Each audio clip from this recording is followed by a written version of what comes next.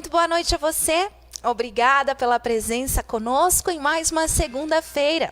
Estamos chegando pela Unimed Concórdia com o nosso projeto Unimed para você, que tem o objetivo de levar informação de qualidade. Sabe essa informação verdadeira que a gente pode confiar? O lugar é aqui, porque nós estamos focados em saúde, estamos focados em cuidar bem das pessoas. Nós começamos agora com alegria em mais uma semana ao vivo para você. São 8 da noite, quase 5 minutinhos. Obrigada a você que vai ficar conosco a partir de agora. Esse programa é especial para as mulheres. As mulheres já estão se tornando fãs aqui do nosso programa, tem sempre programa voltado para elas. Mas você que é homem também pode e deve participar. Em todas as casas, né, que tem casais, enfim, o homem sempre é o apoiador da mulher.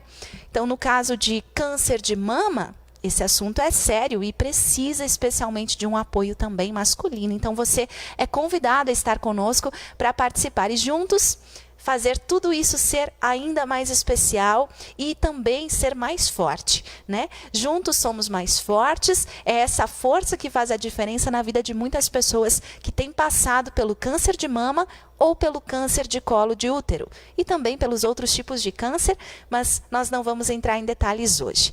Você é nosso convidado, fique à vontade. A partir de agora você pode participar, interagir, mandar sua pergunta para a gente, porque nós temos aqui pessoas especialistas no assunto que vão nos ajudar a saber mais sobre esse assunto que gera muito medo. Mas, como a doutora Paula já disse, não é uma sentença. Seja bem-vindo, Unimed para você começa agora.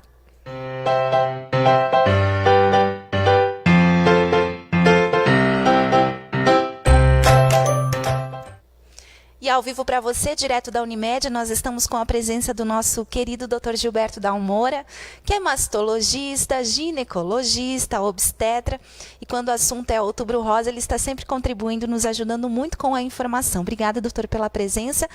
Hoje também nós temos a presença inédita desta médica, que já está se tornando uma concordiense, doutora Paula Calef Bagatini. É isso, doutora? Muito prazer, a doutora Paula é oncologista. É isso, não é, doutora? Bem-vinda, faz parte do time aí de oncologistas aqui da cidade, da equipe do Dr. Carlos Bernardi, que sempre está conosco também nas oportunidades do Outubro Rosa. Obrigada pela presença, doutora. Vocês podem perguntar, então, direto para um ginecologista, especialista, né, na área de mastologia, e também para a nossa oncologista, que é especialista no tratamento do câncer. E nós temos duas convidadas aqui ainda mais especiais do que eles. Né? Elas são as nossas mulheres que superaram, venceram o câncer e estão ali, ó, lindas e poderosas para nos contar os seus relatos, os seus testemunhos, os seus depoimentos de vitória, né? Em quem elas se tornaram depois de tudo que elas passaram. Luciane é da nossa casa. Luciane Fornari, boa noite. Empresária, querida e mulher, né? Luciane, mulher, isso aí. E a Jéssica Peixe, é isso? Jéssica, boa noite, obrigada, prazer em conhecer. A Jéssica, então, é uma menina, como vocês podem ver, né? Uma menina mulher. E já passou pelo câncer de mama também. Daqui a pouquinho a gente vai conhecer esses relatos e essas histórias. Já falei demais, agora eu quero a sua participação de casa. Vamos começar a conversar e a perguntar ao vivo. Esse programa não é só um programa de conhecimento, ele é um programa de relacionamento. A gente quer que você se relacione conosco para a gente ter um grande debate pela Unimed Concórdia nessa noite. Mas a pergunta inicial já é para o doutor Dalmora. Doutor, o que é esse câncer? O que é o câncer para que a gente possa começar a entender esse assunto de noite? Boa noite. Boa noite a todas, a todos. O câncer de mama, na verdade, é o câncer que mais acomete a mulher, né? Nós temos hoje a previsão no Brasil de 59.200 casos, mais ou menos, né? Pela previsão do INCA, no ano de 2018. Foi superado muito pelo câncer de colo do útero, né? Principalmente a nossa região sul e sudeste, que são as regiões que mais têm câncer de mama. Então hoje o câncer de colo existe, mas muito menos. E o câncer de mama é o que mais está prevalecendo nesses últimos períodos. Existe uma série de fatores, nós não podemos atribuir a somente um fator único para dizer aqui veio o câncer de mama. Então, é uma série de fatores que contribuem para essa etiologia, tá? E vem sempre aquela pergunta, por que aumentou muito o câncer de mama? Que é um contraponto que existe, que conforme melhora a qualidade de vida e nas regiões que tem uma qualidade de vida melhor, nos países que estão mais desenvolvidos, aumenta a incidência do câncer de mama. Aí vem uma série de fatores, que são o estilo de vida, alguma questão da nossa convivência diária com algumas situações de estresse, tensões, obesidade, né, questão da atividade física, a ingestão alimentar, né, de alguns fatores que podem prevalecer, algumas outras questões de reposições, né, aí vem sempre aquela grande dúvida que existe quanto à questão da reposição hormonal, tá? Existem fatores que podem interferir, outros não. Então, é uma série de fatores, nós não podemos atribuir somente a um fator. Então, é uma série, mas que, na verdade, está muito prevalente. Na nossa região, a incidência também é muito alta, né? E cada vez a gente vê uma incidência muito grande. Então, é uma série de fatores que contribuem para o aparecimento do câncer de mama. Complementando essa primeira descrição do que é o câncer para a gente, na visão oncologista, né, na visão oncológica, o que acontece com o nosso corpo que forma o câncer, especialmente o câncer de mama? Tem algo a ver com as células? Descreve para a gente, doutora Paula, por favor. Primeiro, boa noite. Quero agradecer o convite. Na verdade, todos esses fatores que o Dr. Dalmora comentou, eles são alguns fatores que podem levar a alguma alteração no DNA das células. Então, a gente sabe que o desenvolvimento do câncer ele está relacionado a diversos fatores. O nosso próprio organismo ele tem alguns meios para identificar essas alterações nas células e por perda desse mecanismo de defesa, acaba que as células elas sofrem alterações e elas começam a crescer de uma forma desordenada e de uma forma descontrolada também. Então, um dos motivos é essa dificuldade de identificar essa célula inadequada e acaba que elas vão crescendo e acaba desenvolvendo e desencadeando o câncer. Para complementar essa informação, acho muito importante a gente entender, né, por que o nosso corpo forma um câncer, né? Por que ele forma isso? Por que em situações como da Jéssica, né, que vai contar para a gente daqui a pouquinho, foi tão cedo, né? Com 24 anos, né, Jéssica? E em situações é mais tarde, não é? Então ninguém está livre disso, pode acontecer com qualquer uma de nós. Por que o nosso corpo desenvolve essas células que não são normais, né? Doutora, para complementar isso, por que alguns cânceres de mama têm esse desenvolvimento mais rápido do que outros, né? Que a gente vê que tem um desenvolvimento mais lento, a mulher tem mais chances, enfim, de uma cura mais rápida. O que acontece nesse caso? O câncer, dentro do câncer de mama, o câncer ele não é um único, então cada avaliação ela vai ser muito individualizada para cada mulher. Então, tem diversos fatores que a gente avalia que podem estar relacionados aos prognósticos. Prognóstico é como quais são, se o tumor é mais ou menos agressivo, se ele tem mais capacidade de... isso vai definir o tipo de tratamento que a gente vai precisar, então... Geralmente mulheres que são mais jovens, que estão na pré-menopausa, que têm uma história familiar e dependendo da idade do diagnóstico, podem ter tumores mais ou menos agressivos. Então, e além disso, pensando em por que um é mais agressivo que o outro, acho que principalmente esses fatores, idade do diagnóstico, se tem algum fator de risco na família ou história familiar, mãe, irmã de primeiro grau, dependendo de que idade essa familiar teve o diagnóstico, então são fatores importantes. Obrigada pela explicação. Bom, a gente tem uma primeira pergunta agora que vem de fora, né? Vem do público externo. A gente vai ouvir e assistir agora. Quem pergunta pra gente é a dona Lindamar. Vamos ver. Qual é a gravidade do câncer de mama? Qual é a gravidade? Doutor Dalmora, então a pergunta da Lindamar traz para a gente qual é a gravidade do câncer de mama, né? Porque qual é a gravidade? Mesmo que eles sejam diferentes em algumas mulheres, enfim, um é diferente do outro, cada caso é único, né? Mas qual é a gravidade do fato assim de tenho câncer de mama e agora? O que vai acontecer comigo? O que o doutor pode dizer em relação a isso? Acho que a Paula já definiu algumas coisas que assim, depende muito de uma série de fatores para definir o tratamento. Basicamente, a minha parte é mais cirúrgica e depois a parte de tratamento de medicações vai para oncologista, tá? E aí vai ser definido com alguns critérios que são imunistoquímica, tipo histológico.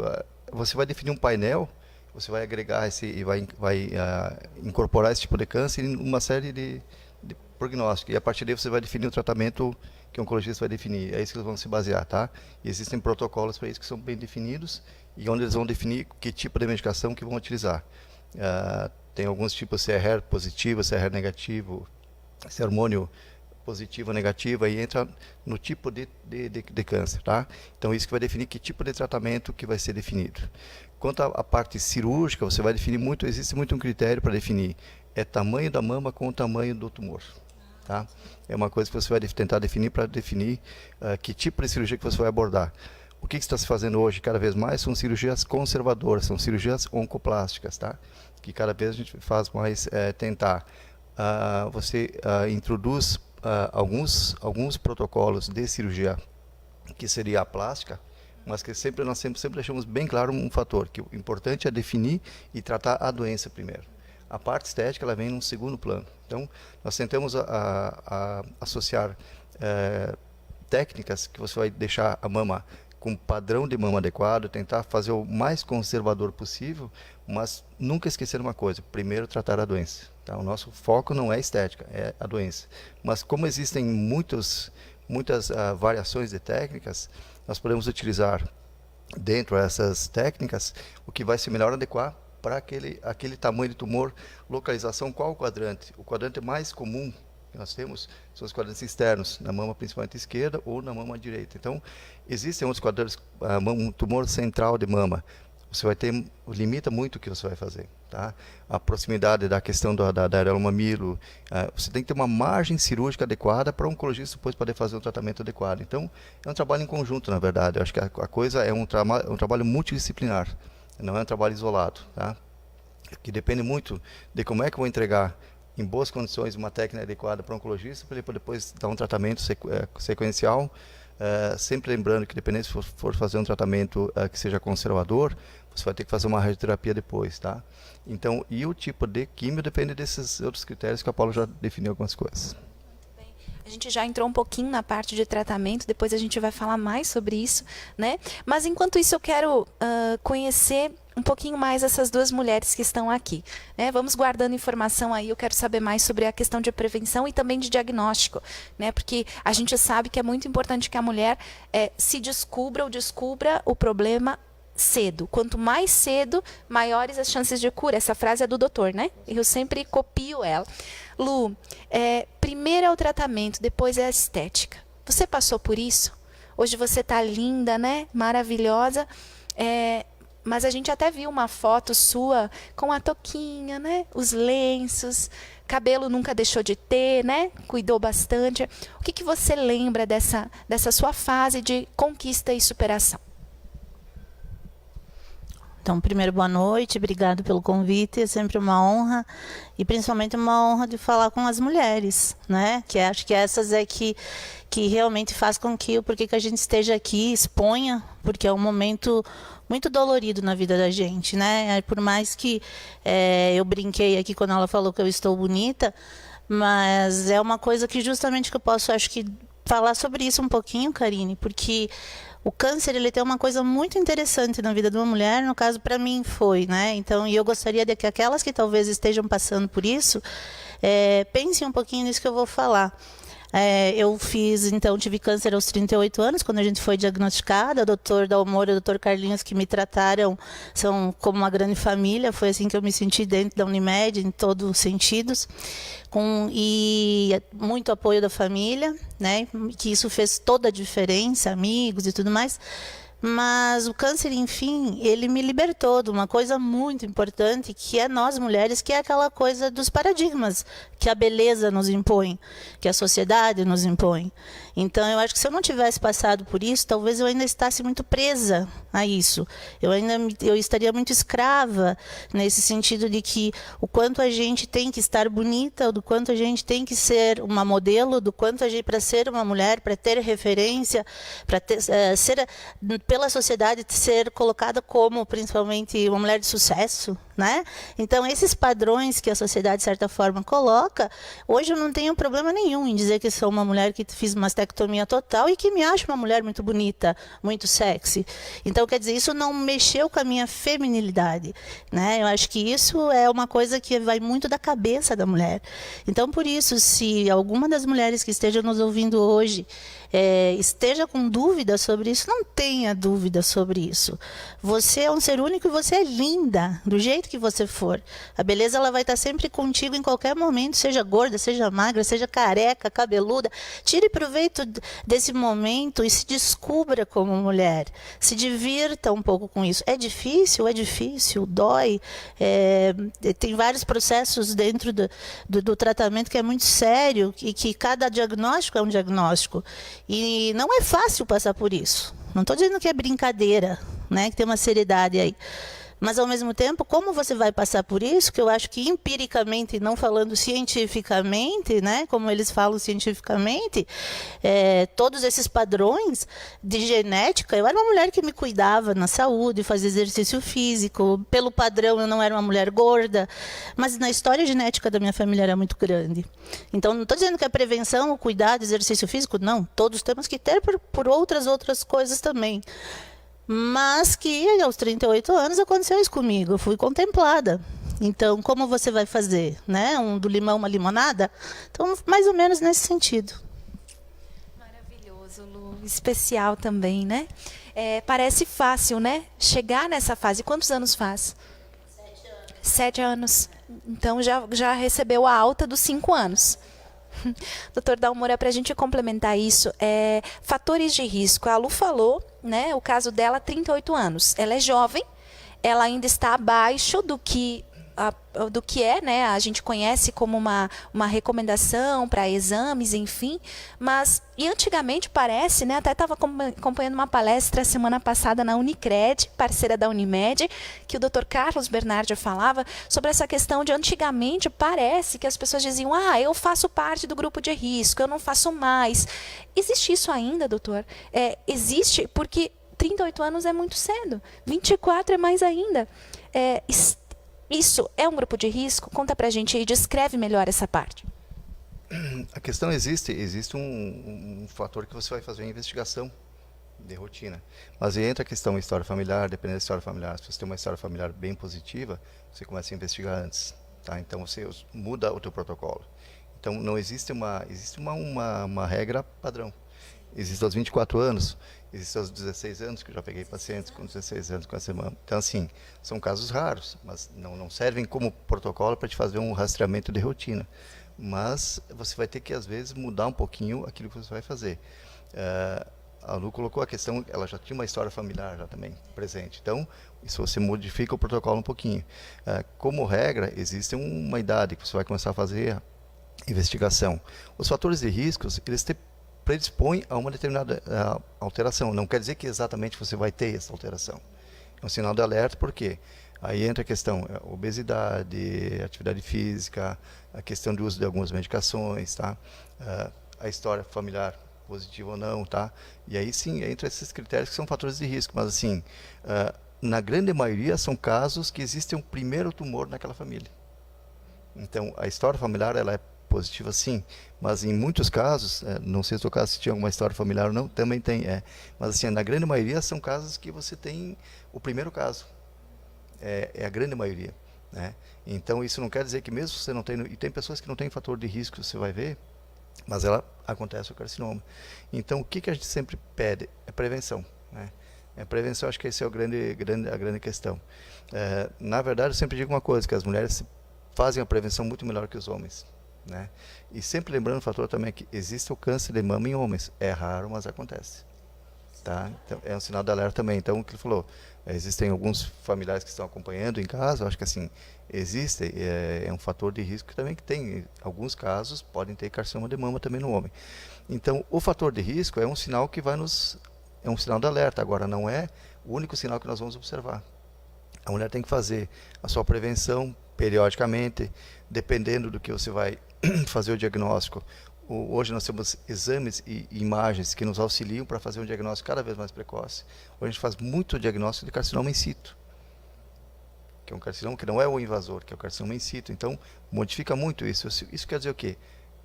Qualidade da tecnologia e dos exames de imagem que nós temos e que nos auxiliam para fazer exames cada vez mais precoces. Então, nós vamos evitar uma série de fatores que, se fosse fazer daí um tempo, seria um carcinoma invasor. Então, muda toda a história natural da doença, de tratamento, né? Tudo isso modifica. Então, Muito bem, quero aproveitar, doutor, esse gancho, porque nós temos mais uma pergunta agora, que é justamente sobre isso, né? Como eu gravei, eu sei que pergunta é. Vamos lá, então, e essa pergunta vem justamente para você, doutor Dalmora. Nós vamos ouvir a Marli agora. Eu gostaria de saber o seguinte, a partir de que idade eu posso estar fazendo os exames de mamografia? E a Marli nos fala, não é, doutor, sobre qual idade pode ser feita a mamografia. Nesses casos mais jovens, ela já é indicada ou tem uma idade? como regra, se inicia a partir dos 40 anos, tá? Mas é o que eu falei, se você tem uma história familiar positiva, habitualmente você vê a idade em que teve esse familiar e você faz 5 anos antes. A mãe teve aos 40, você começa aos 35. Né?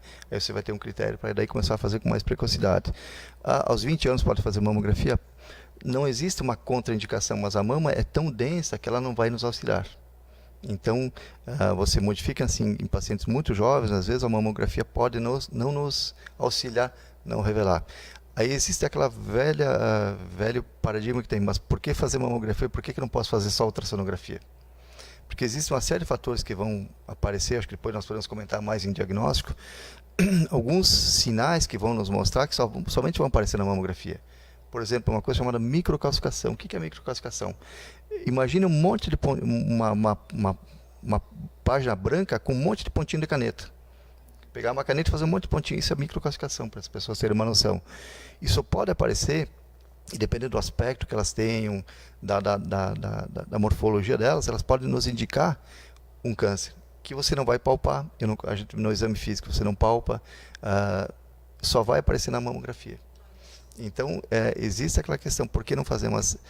Os exames se complementam, e isso eu acho que isso é importante ter essa noção. Tá? Então, às vezes, você tem que fazer...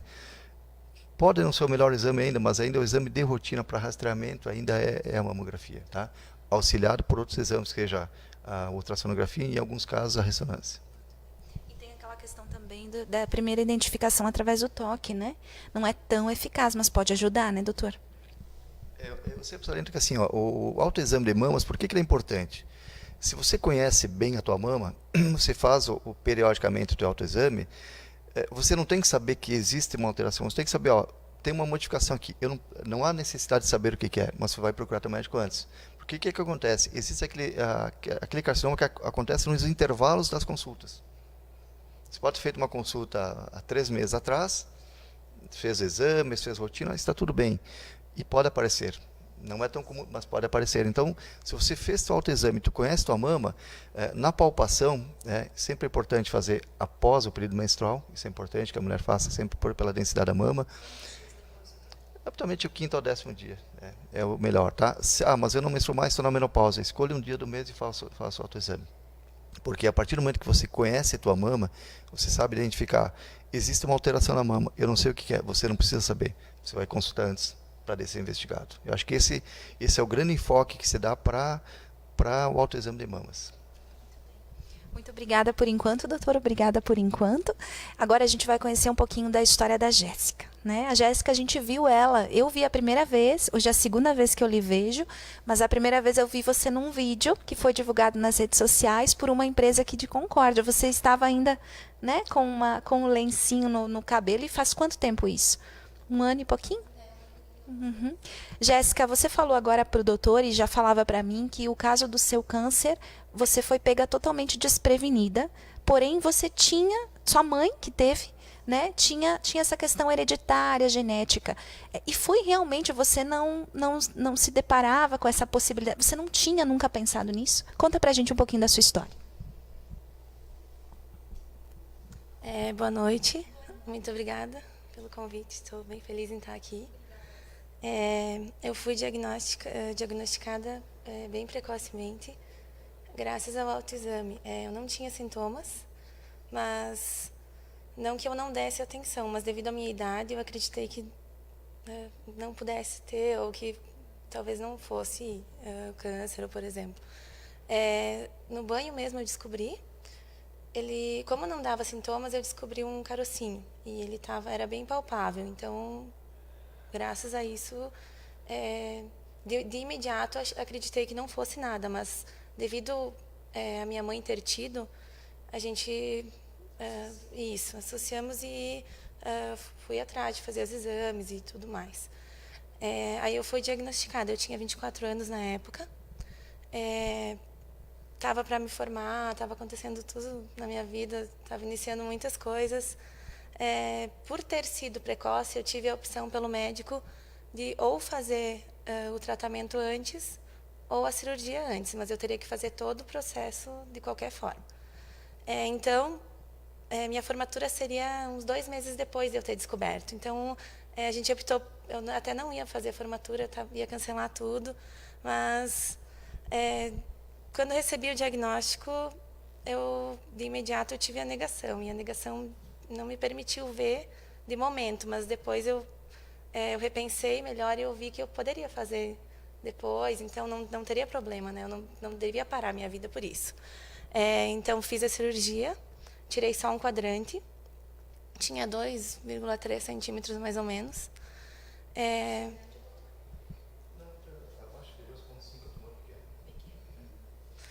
Então, depois de um mês, eu me formei, deu tempo da recuperação da cirurgia e tudo mais. Me formei no sábado, na segunda-feira eu comecei a quimioterapia. Fiz 8 sessões de químio, 4 brancas e 4 vermelhas. E depois da quimioterapia eu fiz 30 radioterapia. Aí o tratamento e a cirurgia eu fiz em Joaçaba e a rádio eu fiz em Chapecó, que é o local mais próximo daqui. Hoje eu digo que não agradeço assim, não é bom ter câncer, mas de certa forma eu agradeço pela pessoa que eu me tornei.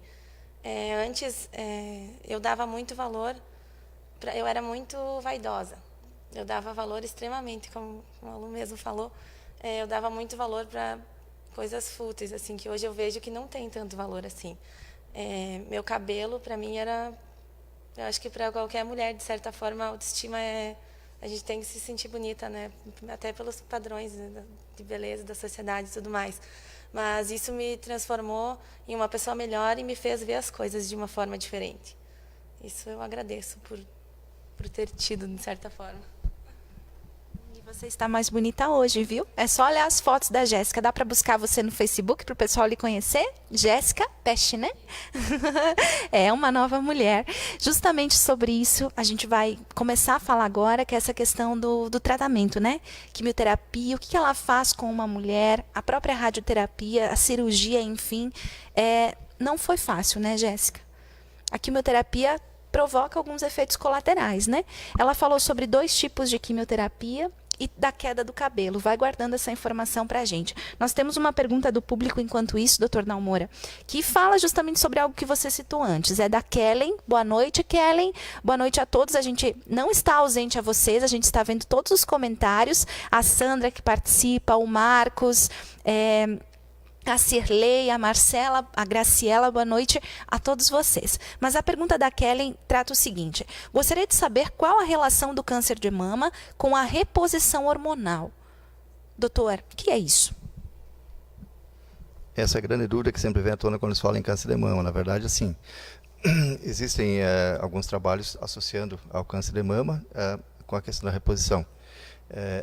A questão é assim, depende muito de doses, então você vai utilizar, mas as doses que se utilizavam no passado eram doses muito mais altas de reposição hormonal. Hoje você tem medicações que são com doses diferentes e tem a questão de fazer um tratamento isolado com estrogênio, com progesterona, então eu acho que essa que é a grande questão, né? Mas com maneira que fica uma informação que é importante as pessoas saber, quando for fazer uma reposição hormonal tem que ser bem avaliado. Hoje o tratamento muito da reposição é individual, tá? Com doses menores, avaliando o risco que essa pessoa tem com os benefícios que ela vai ter fazendo a reposição. Então, sempre tem um cuidado muito grande tem que se ter quando vai fazer a reposição hormonal. E entra, inclusive, nessa pergunta, a questão do anticoncepcional também, que é uma dúvida que as mulheres têm. É hormônio também. Toda a parte hormonal, o anticoncepcional, a reposição, são hormônios, tá? O anticoncepcional em si, por enquanto não se tem apesar de ser um hormônio, a prevalência é muito pequena sobre o câncer de mama, tá? A questão é mais a reposição, porque no passado se utilizou doses muito altas. Se passou por um período que se não utilizava hormônio, se passou por um período que se começou a utilizar doses altas e para todo mundo, quase que você colocava na água.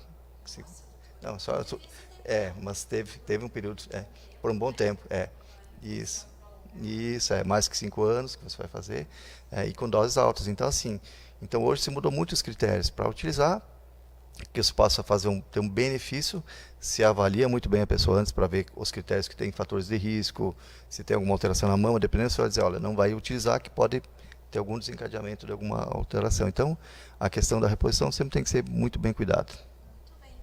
Respondido, até eu aprendi com essa pergunta, né? E a gente tem mais uma pergunta, doutora, agora, que também é para você. Doutora Paula, guarda seu conhecimento um pouquinho, viu? O ginecologista fala mais essa hora mesmo. É da Rose. Vamos ouvir a pergunta da Rose, que é da equipe da Unimed. A pergunta vem aqui de dentro da nossa equipe de quase 80 colaboradores. Vamos ver. Doutor, o fato de engravidar mais tarde pode ser um fator para gerar câncer de mama?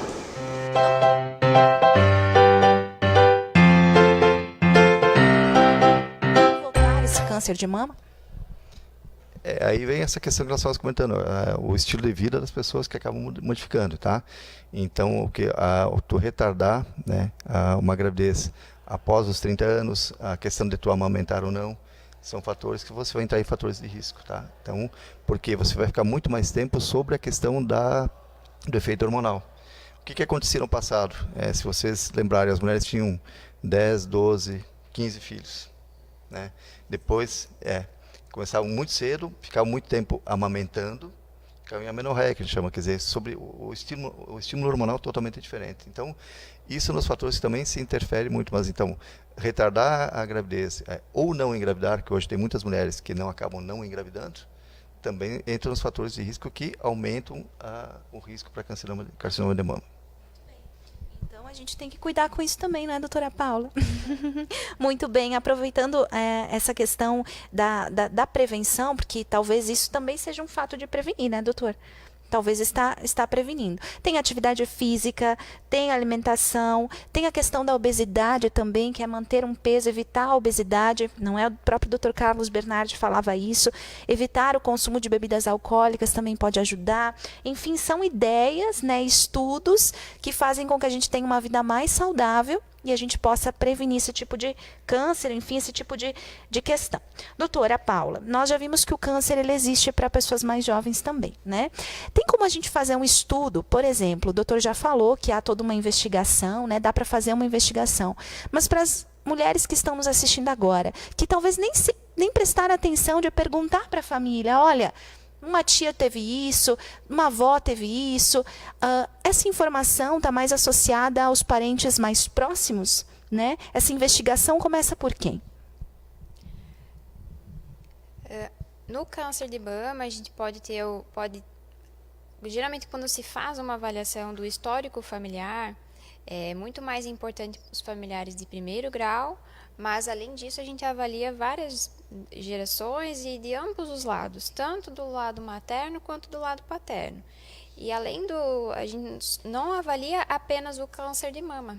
A gente sabe que tem outros tipos de tumores que eles têm uma relação entre eles. Então, por exemplo, câncer de mama, câncer de próstata e câncer de pâncreas, se mais de algum caso na família se tem diagnóstico desses tipos de tumores na família, pode ser que exista algum fator relacionando os casos.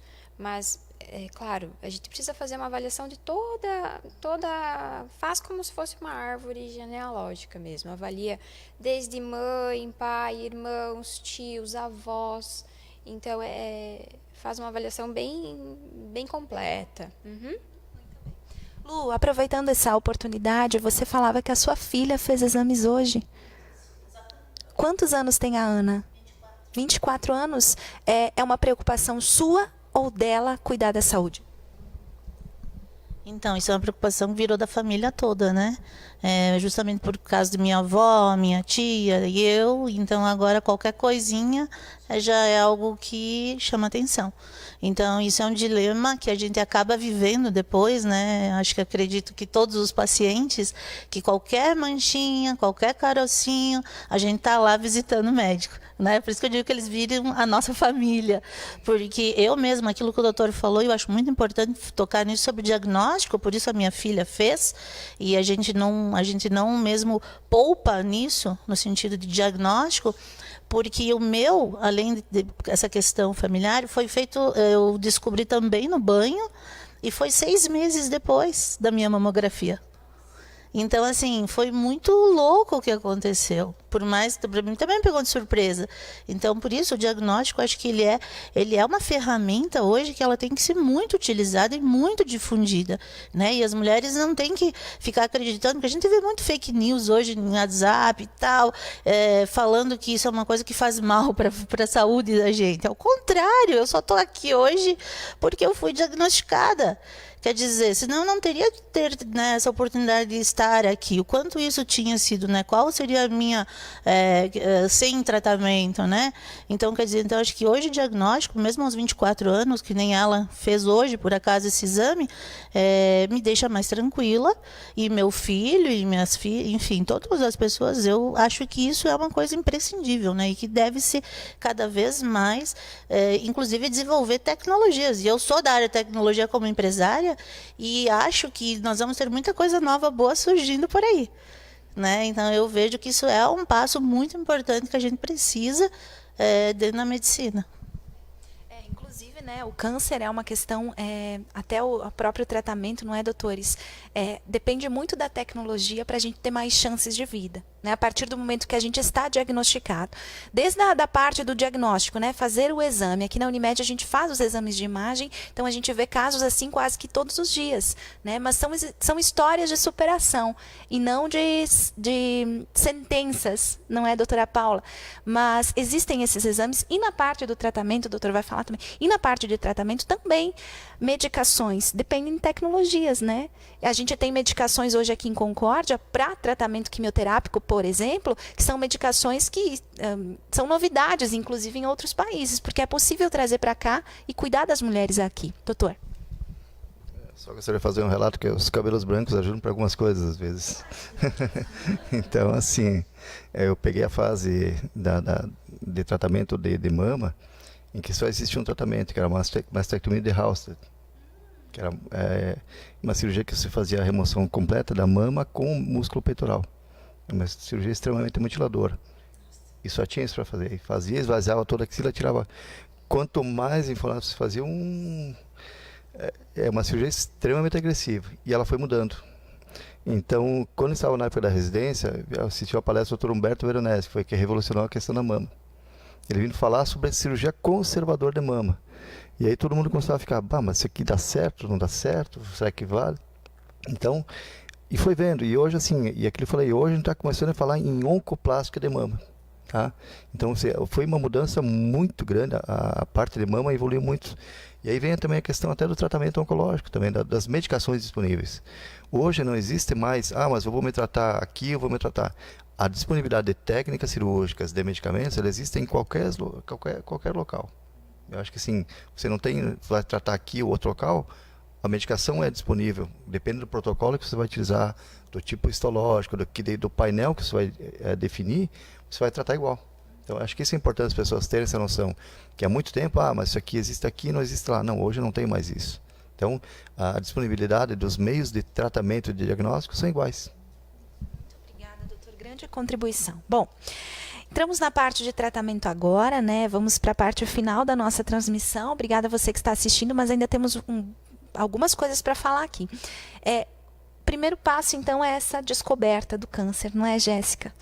E aí começa essa luta pelo tratamento, que assusta muitas mulheres. Doutora Paula, por que assusta tanto? O que passa na cabeça das mulheres nessa hora? E o que vocês têm feito para desmistificar? Já que não é uma sentença de morte, não, né? Elas estão bem vivinhas aqui do nosso lado. Eu acho que o dia mais difícil do diagnóstico é o dia que você está lá com o médico e recebe o resultado do anátomo patológico e você tem que falar que realmente é uma lesão maligna, que né? E que é um câncer. Acho que a palavra ela tem um efeito e ela tem uma força muito grande. Então eu acho que gera todo esse medo porque existe ainda uma relação direta com a morte. Então acho que o que gera é medo, né, de que a morte vai acontecer no dia seguinte e tudo que você luta na tua vida cai por água abaixo, né? Então eu acho que o maior medo é esse, é isso que a gente precisa mudar, né? Tem duas mulheres lindas aqui que são exemplos, né? E acho que a nossa luta todos os dias também é nisso. Desde o diagnóstico precoce, cada vez mais estimular o diagnóstico precoce para que os tratamentos eles comecem o mais cedo possível. E cada vez mais a gente consegue ter mais pacientes livres da doença. Precisa fazer o tratamento? Eu falo para os pacientes, é uma fase, né? É mais complicada, não é fácil. Na equipe que você está tratando, tá para te apoiar. É muito importante o apoio da família, dos amigos. Eu acho que a troca de experiências ela é fundamental, porque isso te fortalece e você se sente que não é a única pessoa que está passando ou que passou, né? E que ao mesmo tempo tem outras mulheres que estão seguindo a vida e que não estão mais em tratamento. Então acho que a minha luta é essa, assim, acabar com essa estigma de que a doença tenha tudo isso. É claro, é como foi comentado, a gente precisa ter uma seriedade no tratamento, na doença, mas eu acho que a gente precisa tirar um pouco desse peso. Cada vez mais a oncologia ou qualquer tipo de câncer está sendo visto como uma doença crônica. Os tratamentos eles vêm melhorando, toda a tecnologia está vindo para nos ajudar. Mais uma pergunta. A gente entra então nessa questão de cirurgia sempre é necessário, doutor? Ou às vezes tem questões que não é necessário? Na grande maioria das vezes a cirurgia vai ser necessária. O que pode às vezes mudar a questão se vai fazer algum tratamento neoadjuvante, que seria antes da cirurgia ou depois, tá? Então aí depende. Tamanho de tumor, tipo histológico, carcinoma inflamatório, um carcinoma que é diferente, então você faz primeiro o tratamento de quimio, de rádio primeiro para depois operar. Se é um tumor muito grande, às vezes, para tentar fazer uma cirurgia conservadora, você faz um tratamento neoadjuvante para num segmento fazer uma cirurgia. Então, assim, em algum momento a cirurgia vai ser necessária. Qual momento? Aí tem que ser avaliado. Tamanho do tumor, tipo histológico, daí você vai ver qual que é a melhor conduta, tá? E aí você entra com aquilo que eu falei, se dá preferência dentro do que é possível para tratamentos conservadores, né? Que sejam, conservem melhor a mama, né? Então hoje tem várias técnicas para isso, tá? E aí você vai decidir qual que você vai fazer. O que é importante também ter a questão da amostra da axila, tá? Por enquanto a questão do linfonoma sentinela, né? Então você vai fazer também a avaliação para depois definir alguns critérios, tá? Isso está mudando muita coisa, mas por enquanto se faz, tá? E a questão de fazer esvaziamento axilar cada vez se faz menos. Então, a questão de manutenção, edema de braço, essas coisas que se tinha muito, hoje é muito menor. Elimina, porque com o sentinela praticamente esse risco pode acontecer, mas é muito, muito menor, tá? Então, a mulher tem uma qualidade de vida posterior muito boa.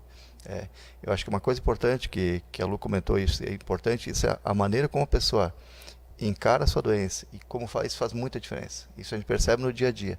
Se a pessoa que nem a Paula colocou, não é uma sentença de morte. Hoje não é. É que às vezes a pessoa é difícil, isso a gente entende. E como a pessoa encara a doença, faz toda a diferença. Isso a gente percebe claramente. Se a pessoa encara, não, é uma coisa transitória, é difícil, não é fácil, mas assim, vai ser superado. Você consegue transpor esse caminho, essa época difícil, com muito mais serenidade e que no final as coisas dão mais certo. Complementando, então, agradeço a Neliane, né? Ela concorda com você, doutor, e diz, a Neliane Munareto, né? A palavra câncer é assustador. E é isso que o doutor Dalmor acabou de falar aqui. Jéssica, aproveitando essa oportunidade também, como foi para você ir para a quimioterapia? Você foi triste, com medo, desanimada, preocupada, cabeça baixa? O que você lembra? Claro que a primeira sessão deve ser realmente assustadora. Mas como foi para você? Eu sabia que eu ia ter que passar eu sabia que eu ia ter que passar pelo tratamento. Então, como todos falaram, é realmente como eu via, é a maneira como encara a doença. Se eu visse como algo que fosse me fazer mal, não ia me ajudar. Então, eu tentei ver da melhor forma. Como eu já tinha feito a cirurgia, eu pensei, já saiu de mim, então vou fazer o tratamento para... Se restou, né, algo, não vai. Como entrou o câncer em mim, ia sair. Então, eu via dessa forma. Eu sofri bastante porque eu tive bastante sintomas. E eu emagreci muito na época, eu não conseguia me alimentar, mas devido aos sintomas mesmo. Mas cada caso é um caso, eu acho que cada corpo reage de uma forma diferente, desde qualquer parte do tratamento. Mas eu tentei ver da melhor forma possível, mesmo. É bom ver pacientes assim, doutora? É muito bom. É muito bom trocar experiências e é como eu falei, elas são um grande exemplo de que fazendo o tratamento é possível, fazendo o diagnóstico precoce, depois a vida ela volta ao normal, é um período transitório. Uma coisa importante às vezes seria falar sobre como é feito aqui. Isso, porque as pessoas não sabem. Existe muita dúvida do que é a quimioterapia, o que é a radioterapia. De uma forma bem simples, eu gosto de dizer a quimioterapia é como se fosse um soro, né? Vai ser um tratamento na veia que você vai receber, que você pode fazer, você não precisa ficar internado, você pode, né, na maioria das vezes é um tratamento que a gente considera ambulatorial, vai ter um período que vai ter que ficar na clínica ou, né, no serviço que está recebendo, e depois você vai para casa. Claro, existem os efeitos colaterais, quimioterapia não é única, então não é o mesmo remédio para todos os tipos de tumor, inclusive para o câncer de mama, são vários tipos de quimioterapia. Tem um tipo de quimioterapia que é bem conhecida pela quimioterapia vermelha, que é a que faz cair o cabelo. Tem outras que não fazem cair o cabelo, mas que dá um pouco mais de dor, formigamento nas mãos ou nos pés. Tem quimioterapia também em comprimido, que vai para casa, faz o acompanhamento. Então, temos esses tipos.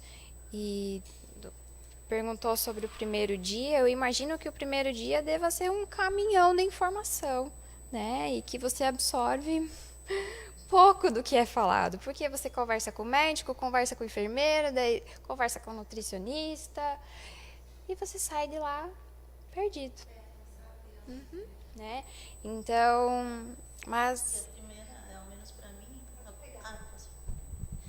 Ao menos para mim, a primeira foi exatamente isso, né? Por mais que eu já tinha sido preparada, o doutor Carlinhos, junto com a equipe, já mais ou menos me explicou.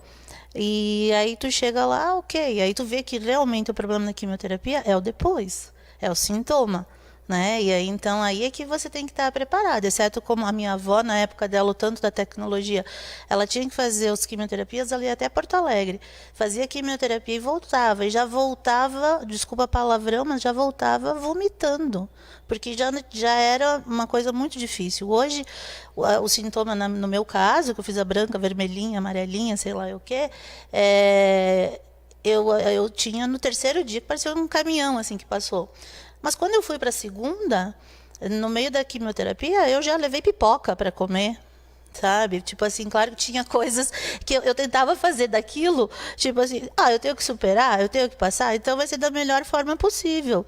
E aí também, no meio do teu processo, a hora da vermelhinha, que é a quimioterapia difícil, que a gente ganha um picolézinho para chupar, eu acho aquilo de um carinho que não tem tamanho para quem está lá naquele momento recebendo aquele picolé para você estar ali amenizando, né, aquele momento que tu sabe que é duro. Eu até fiquei viciada em picolé hoje, sabe? Vocês são culpados disso, sabe? Culpa do Josi, então, olha lá. Só complementando, eu sempre falo para os pacientes assim, é um período difícil? Mas nós temos as medicações e você tem o apoio da nossa equipe justamente para que o tratamento seja o mais próximo do seu dia a dia normal. Então, se você já fazia uma atividade física, continua. Não vai querer correr uma maratona, mas dentro dos seus limites, dentro das orientações com o profissional, se teve um pouquinho de enjoo, vamos tentar melhorar então o remédio. E sim, a gente faz, antes da própria quimioterapia, a gente costuma usar faz como se fosse um preparo, justamente para diminuir possibilidade de ter reação infusional, diminuir a chance de ter enjoo, náusea. A gente usa a medicação para poder estimular a imunidade, então diminui o risco de ter infecção. Então tudo isso a gente usa para que o tratamento não seja tão traumatizante. E vale destacar que plano de saúde cobre tudo isso, não é, doutor? Cobre esse trabalho todo, não é? Inclusive, então a gente que tem Unimed, né, gosta sempre de salientar essa preocupação com a saúde. É uma questão de prevenção, de assegurar tudo aquilo que a gente tem de mais precioso, que é a nossa saúde. Obrigada por enquanto a vocês, obrigada pelos depoimentos aqui, pela participação. Câncer de mama, a gente encerra o assunto, mas eu não posso deixar de falar aqui sobre o câncer de colo de útero, não é? Porque o Outubro Rosa, ele também tem a ver com esse tema, né? São os dois temas juntos. Claro que tudo isso também vale para o câncer de colo de útero, mas a gente tem uma pergunta do público em relação a isso. E antes de fazer a pergunta, só um pouquinho, Alisson, eu quero saber, doutor, o que é o câncer de colo de útero e por que ele pode acontecer? Da onde que ele vem? Né, de uma forma mais breve, explique para a gente da onde que ele vem e, enfim, o que é isso, que também é muito preocupante. O câncer de colo, como eu coloquei inicialmente, quando iniciei a conversa, a incidência para nós já é muito baixa, já foi bem alta, hoje é muito pequena. A gente pega muito doenças que são as displasias, são as neoplasias intraepiteliais, porque nós conseguimos chegar a uma questão de diagnóstico precoce. Tá? Então, assim, carcinomas invasores, felizmente a gente vê muito pouco agora, que pelo menos no dia a dia, que é o que provoca. Existe uma série de fatores que estão interligados também, os fatores de risco. Tá? E eu acho que o grande vilão que seria hoje a questão do câncer de colo é o HPV. Tá? Eu acho que esse é o grande fator que desencadeia. E uma coisa que antes de se conhecer o HPV há muitos anos, não se sabia, tinha cânceres que eram extremamente agressivos. E a gente não conseguia entender por quê. Hoje se entende, são os tipos de HPV de alto grau, que são os invasores, levam a lesões numa propagação muito rápida. Porque habitualmente o câncer de colo, diferente do câncer de mama, ele tem uma resposta bem indolente, ele vai lento, né? Não tem uma propagação rápida. Tá? Ao contrário, que dependendo de alguns tipos de HPV, ocorre uma celeridade exatamente, é mais invasivo. Então acho que a grande questão, e aí vem um fator que você tentou fazer o quê? Vacinação das adolescentes. Infelizmente, a última vez que teve uma campanha, sobrou vacina. Que eu acho que isso, assim, eu acho que isso é uma coisa que, assim, que nem eu falei, os cabelos brancos vão vindo, a gente vai passando por várias fases. Até não ter disponibilidade na rede pública da vacina, todo mundo queria por que a rede pública não tem a vacina? Tá? Porque a gente sabe que hoje a vacina não é tão barata, né? Então, tem pacientes que fazem, a gente recomenda fazer. Mas, a partir do momento que foi colocada disponibilidade, as pessoas, sobrou vacina. Isso que eu não consigo entender. Porque tem um fator, isso é um fator de prevenção muito grande. Tá? Eu acho que assim, a mãe que tem algum zelo pela sua filha, faz, e até os meninos estão sendo vacinados também. Então, os meninos estão sendo vacinados, então, assim, tem que fazer a vacina. Eu acho que isso é um fator muito importante que as pessoas têm que ter essa consciência. Até temos uma pergunta sobre isso, ela é da Fernanda, ela é da equipe aqui da Unimed, e justamente vai pedir sobre isso, mas a gente vai colocar você no ar, Fer, porque eu acho essa pergunta fundamental e é um divisor também de águas para a nossa entrevista aqui. Vamos lá. Doutor, existe alguma vacina que eu possa tomar para me prevenir do colo de câncer de útero? Doutor. Então, doutora, ela pergunta, né, a Fernanda, existe vacina para prevenir o câncer de colo de útero? Porque, na verdade, o HPV seria um dos fatores que mais provoca o câncer de colo de útero. Mas e a vacina para prevenir o câncer? Bom, tem o HPV. Tem alguma forma de prevenir o câncer de colo de útero? Na verdade, a vacina do HPV não existe a vacina para prevenir o câncer de colo. Qual o fator etiológico, o que causa mais o câncer de colo do útero? É o HPV, que é o papilomavírus, tá? E aí o que você vai fazer? Você vai fazer a prevenção. Tá? Então, como é que se faz a prevenção? O que é o melhor? Por que isso está sendo feito para as adolescentes e agora para os meninos também? 9, 10, 11, 12 anos. Por quê? Quando não teve esse contato. aí que está o importante você fazer a vacina, porque aí você vai ter um fator de prevenção, tá? Eu sempre recomendo, mesmo para quem já teve a doença, que não fez a vacina, teve uma displasia de colo, teve uma neoplasia intraepitelial, ou até em alguns casos um carcinoma in situ, que a gente faz a ressecção, margem da livre, está bem. Eu recomendo fazer a vacina igual. Isso é discutível, tá? Mas assim, de alguma maneira tem alguma prevenção, ou para ter verrugas genitais, ou para ter. Mas assim, o importante quer fazer uma coisa para prevenir, é fazer o quanto antes, a partir do momento que não teve o contato sexual, que pode não ter adquirido o vírus. Então, a gente pode esclarecer agora para você, mãe que nos assiste, pai, né? Seus filhos aí na faixa etária de 9 a 12 anos, né? Sem contato, especialmente sem ter tido nenhum contato, né? Essa idade é muito cedo, inclusive, né? Para esse tipo de coisa, mas é importante prevenir nesse momento. Está disponível na rede pública. A vacina contra o HPV é gratuita para essa faixa etária. Bom, passamos da faixa etária, estamos em gerações que não tiveram essa oportunidade. O que nós devemos fazer? Vacinar, não é? Porque o HPV não é um tipo, são vários. São quantos tipos, doutor? Mais ou menos. Muito, né? Não tem como contar, né? Então, faz a vacina mesmo assim, se previne mais um pouco do câncer de colo de útero. Como o doutor falou, é uma questão que é silenciosa, muitas vezes. Vai ser diagnosticada por meio do preventivo, que a gente pode falar assim, né, doutor, de uma forma mais popular. Vai ao ginecologista, faz o preventivo, já consegue identificar se tem algo errado aí, enfim. Doutor, por que o tratamento do câncer de colo de útero é diferente do de câncer de mama, por exemplo? Ele é muito mais, até nessa palestra que eu assisti na semana passada, ele é muito mais invasivo. Como que essa cirurgia, ela judia mesmo do corpo da mulher? São tumores diferentes. Para cada estadiamento que se faz, para cada tipo de tumor, você tem um tratamento cirúrgico, um tipo de cirurgia. Então, assim, o que acontece hoje? O carcinoma de colo. Então, nós pegamos hoje cada vez doenças não invasivas, que o tratamento muda. Você faz o que a gente chama de o lip laser, que você retira uma pequena porção do colo e você previne isso. Tá? Então, isso são para lesões que não são invasivas. Tá?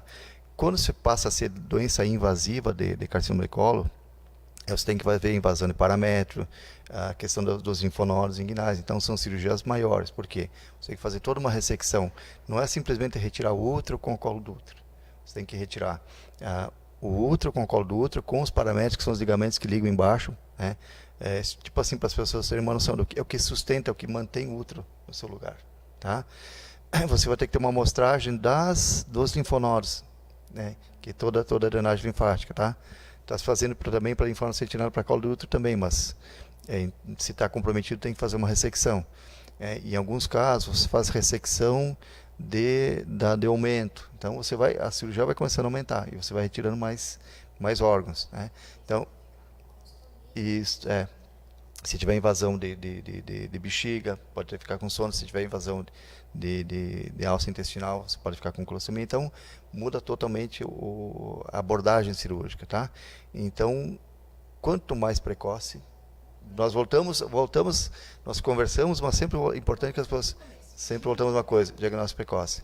Nem sempre, para nós também, às vezes a doença evolui de uma maneira rápida. Então, às vezes, mesmo a pessoa que está acompanhando, pode acontecer um diagnóstico de uma doença mais avançada? Pode, mas isso não é o habitual, não é o comum. Mas, infelizmente, que nós conversamos, às vezes a doença evolui de acordo com vários critérios, vários fatores, evolui de uma maneira diferente para cada pessoa.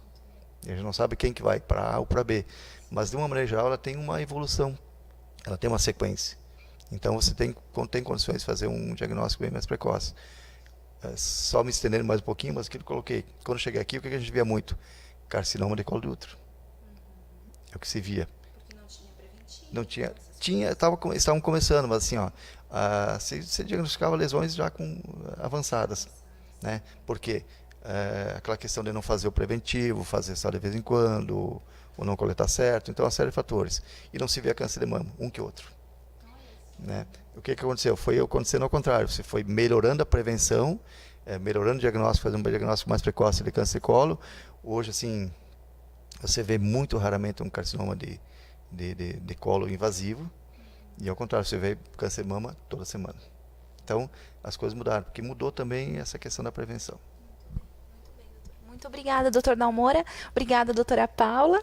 Obrigada por ter vocês aqui. E é claro que a gente vai fechar nossa entrevista com motivações, não é? Porque mesmo que você ali do outro lado da telinha esteja passando por isso, você sabe que o fim é a vitória, né? Você já determina o seu destino, o seu futuro, crendo que vai dar tudo certo. Né? Se você pensar negativo, já é uma grande chance de dar tudo errado mesmo. Mas se você pensar positivo, você vai determinar o seu futuro, o seu destino, né? Aquilo que você vai viver daqui a uns anos, essa vitória, essa superação. Para concluir, você fica por final, porque eu sei que você é boa nas palavras. Jéssica, da pessoa que você se tornou hoje, qual é a vida que você leva agora? Né? Qual é a vida que você leva? O que você pode dizer? Agora eu vivo assim, eu me cuido assim, eu faço isso. Né? O que você pode dizer para a pessoa que está nos assistindo para que ela viva melhor, mesmo sem ter passado por tudo isso?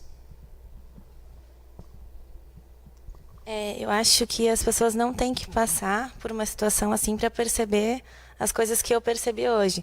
Mas como eu passei, eu tentei tirar o melhor do que eu passei, não foi fácil. Mas eu me tornei uma pessoa melhor. Eu percebi como eu sou amada pelas pessoas, como eu tenho uma família maravilhosa, amigos. E isso que me motivou a estar aqui hoje, o que me trouxe para aqui hoje. E eu só agradeço por estar bem, por passar o que eu passei, por ver as coisas de uma situação, ver as situações de uma forma melhor. E como eu passei, se tiver alguém que, às vezes, da minha idade ou até... porque o câncer não escolhe idade nem nada, eu percebi isso. Então, eu acho que as pessoas devem ver, tirar o melhor disso, deixar as coisas ruins, ignorar as coisas ruins, as situações ruins, e tirar o melhor da situação mesmo, que foi o que eu fiz, e hoje eu vejo tudo de uma forma diferente. Eu dou valor para coisas que antes eu não dava, talvez, ou que passavam despercebida. Agradeço pelas pessoas que eu tive, que se aproximaram de mim, que mostraram como eu sou especial. E eu acho que eu me tornei uma pessoa melhor justamente pelo que eu passei. E só tenho a agradecer por isso. É assim mesmo, né? A gente se torna pessoas melhores a cada oportunidade que a gente tem na vida.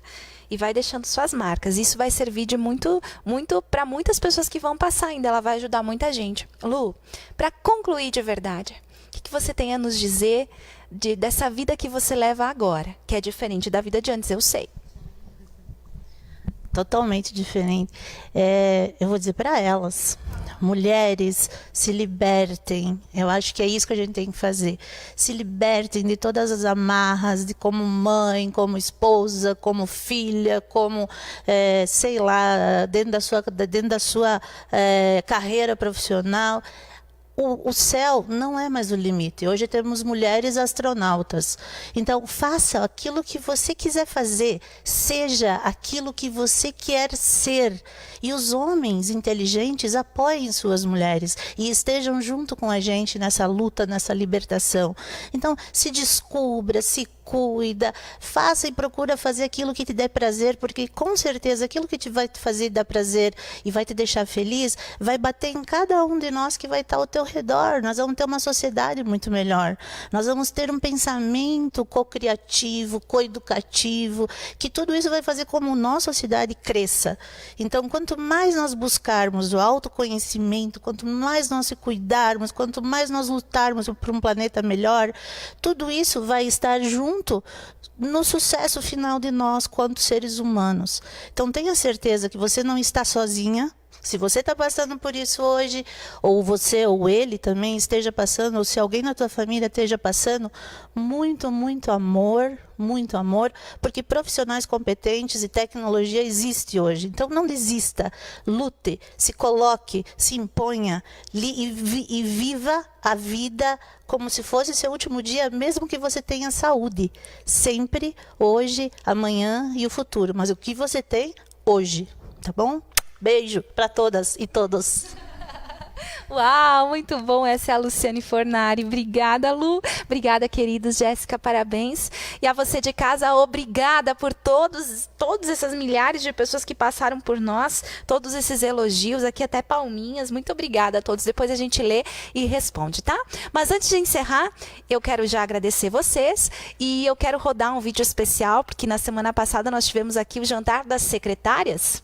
Elas que comandam a agenda deles, não é? Delas também, né? Elas estão por trás de todo esse atendimento, esse cuidado com as pessoas. E cuidar bem delas também foi o papel da Unimed Concórdia. Nós servimos as secretárias. E você vê os melhores momentos desse evento agora aqui no Unimed para você. Assista.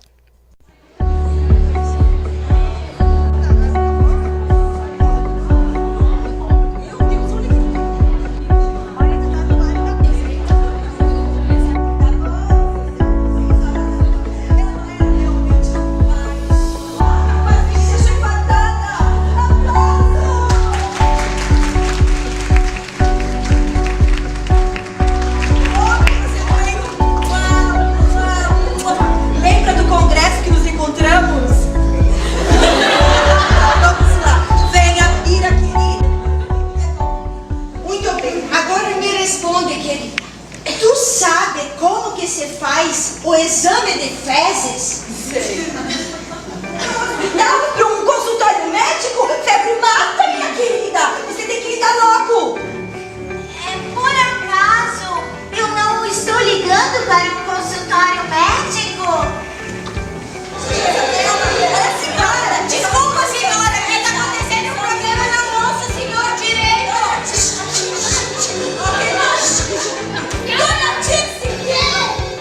A senhora apagou a lista dos pacientes! Ai, dona Dixie! Ai, dona Dixie, olha, chega, não dá, a gente se dá bem, dona Dixie, a gente se dá bem, mas eu vou dizer que é um pouco de...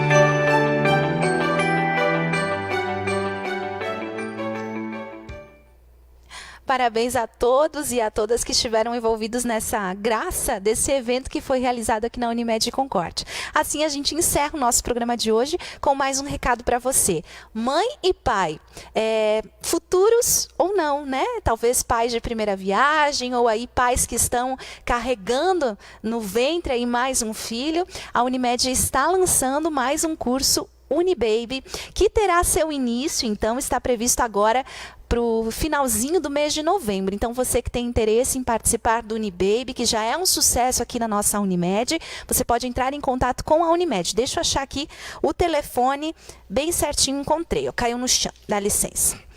Unibaby, nós abriremos novas vagas e o telefone é 3441-1764. O curso será ministrado dos dias 19 a 22 de novembro. Então, vocês podem entrar em contato com a Unimed e reservar sua vaga para o Unibaby 2018, a segunda edição, a última edição desse ano aqui na Unimed Concórdia. Agora sim, boa noite a você.